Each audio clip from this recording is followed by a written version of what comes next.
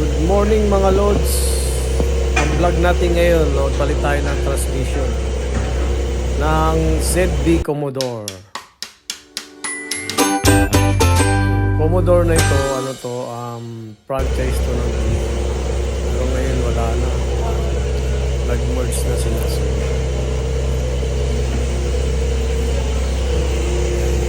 tinanggal ko na yung mga accessories na exhaust, propeller shop, drive shop.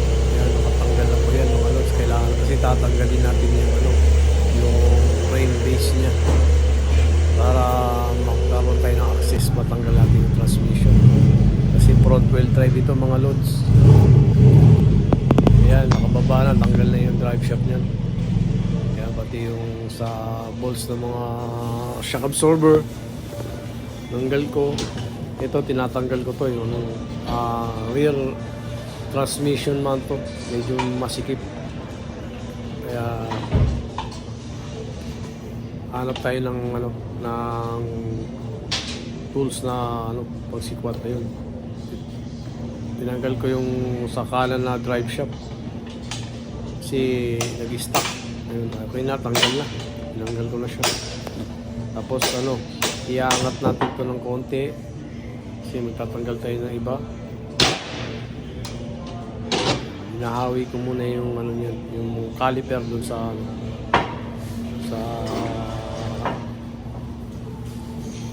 rotor disc. Tatanggalin yan, isasabit yan dun sa sinisilip ko muna yung kasi tatanggalin ko yung kanan na drive shaft. May bracket pa siya nakakabit. First time ko magtanggal itong transmission ng ZB Commodore na ito. Ang problema nito, wala siyang reverse. Wala siyang reverse. Tapos delay shifting siya. So under warranty pa siya. So yun, ginawan ko ng report para ma-claim sa warranty. Ganito lang ginagawa namin dito mga load sa Australia. Simple lang, para lang din kung saan ka man sa Pilipinas o sa Middle East. Galing din ako ng Middle East mga lods. At sana huwag niyo kakalimutan na i-subscribe ang channel kong ito para sa mga susunod nating video sa kaalaman. Dito lang, simple lang mga trabaho dito sa Australia. Ganyan, nakikita nyo, ganyan. Yung kasamahan kong Pilipino na sa kabila, ayun. Nagsiservice lang siya. Minor service. Sa akin, major. Sa akin kasi, binibigay yung mga ganitong malalaking job dito, mga lods. Mga major job. Dito, pag gumagawa kayo mga lods, yung isang job card, kung ano yung mga naka-complain doon, lahat gagawin mo. Mapa electrical, mechanical, aircon, lahat, basta kung ano yung nakalagay sa jobs. So ikaw ang gagawa. Iba naman sa galing ako ng Middle East, iba rin yung sa Middle East. Kasi kung ano lang yung related sa'yo, halimbawa mechanical ka, electrical, ibibigay sa electrical. So dito sa Australia, kailangan malaman mo lahat. Kaya yung bago ka pumunta rito sa Australia, kailangan alam mo lahat, bumper to bumper sa sasakyan. Electrical, aircon, suspension, transmission, yan. Kailangan lahat alam mo. Yan ang unang-una sa qualification nila dito. Tsaka kailangan mayroon kang 5 years experience. Yun ang isa na hinahanap din nila para ma-qualified ka sa mayroon tinatawag sila ditong trade assessment. Trade assess ang tinatawag nila doon. Qualification yun for automotive dito sa Australia. Yan. Bago ako pumunta rito, kumuha ko doon dyan sa Pilipinas. Sa Meralco. Yan kami nag-exam. yung trade assessment ko sa papunta rito sa Australia. Sa awa naman ng Diyos, nakapasa ako. Kailangan lang talaga focus. Tapos aral. Basta kung ano yung trabaho na ginagawa mo. Yan. Kaya ito ngayon, ginagawa ko yan. Binabasa ko yun. Mukha ng tools. Kasi first time to na transmission pagpalit ZB. Bago lang kasi ito mga lods. Warranty, under warranty pa siya.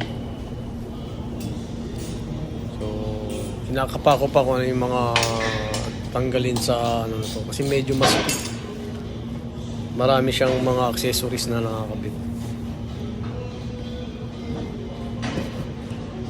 Yan, ganito lang mga buhay namin yan. Kasamahan ko si Edwin. Yan, ginagawa niya service. Tapos diagnosing. Ako naman service, diagnosing, general repair. Kasi medyo nauna ako sa kanya.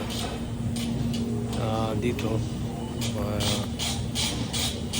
Yun, yung binibigay sa akin lagi mga malalaking job.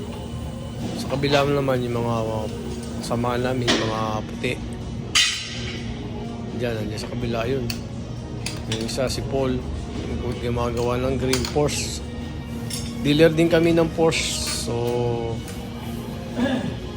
mixed vehicle kami dito, mga lods. Dito sa Australia, may dealership na halo-halo. May 4 na brand ang hawak. So kami hawak namin Holden, tapos yung mga Porsche, tapos mga executive car, yung mga second hand mga executive car, mga BMW, Audi, basta lahat ng executive car. Yun, dealer din kami nun. Kasi yan, hawak namin yung Porsche.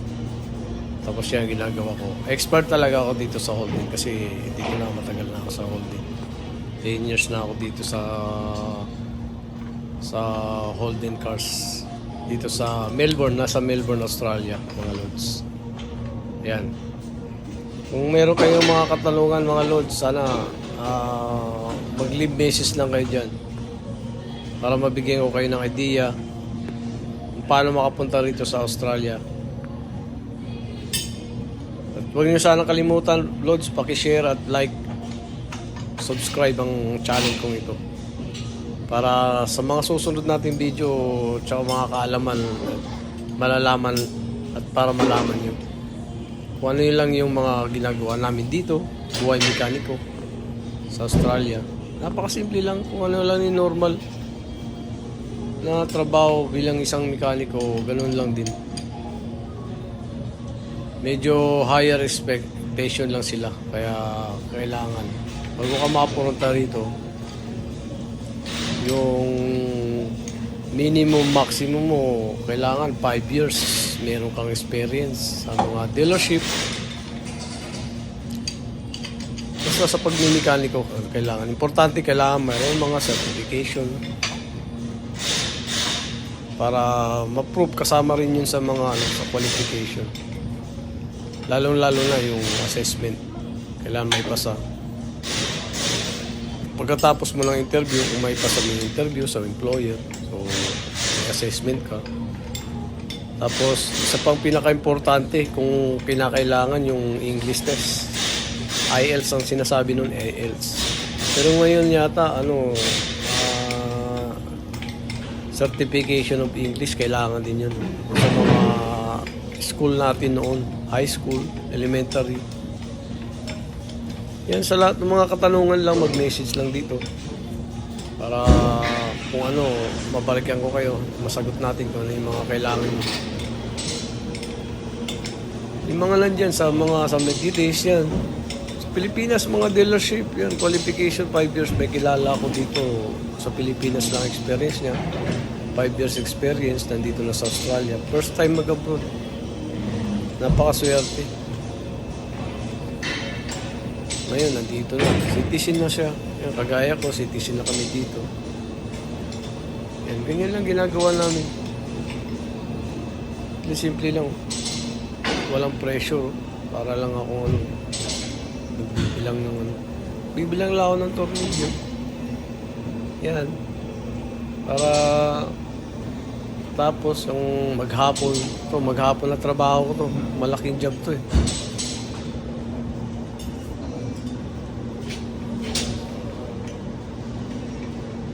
Yan, ganyan lang, isi-isi ng konti. Pahinga.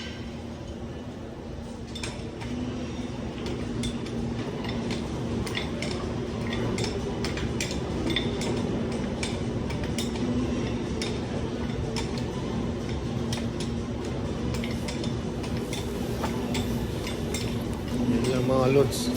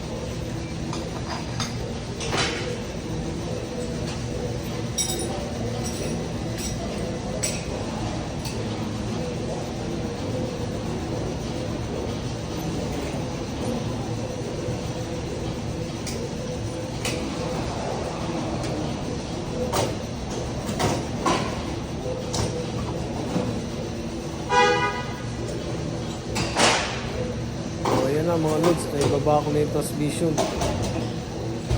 Ayan yung flywheel niya, chinek up ko na, malinis. So wala siyang crack. Ayan, so ikakabit na natin itong bagong transmission. Ito na yung bago. Hindi ko na lang pakita sa inyo yung luma. So pinaba ko na yung ikakabit natin. Sasalpak natin sa taas. Yan sa flywheel. Linis pa siyang bago pa ito sa sakyan. Warranty pa siya. Itong transmission na ito, manufacture na ito. Ayun yung luma, nasa kabila. Nilagay na namin, nalipat na namin. Ito naman yung sasalpak natin dito sa taas.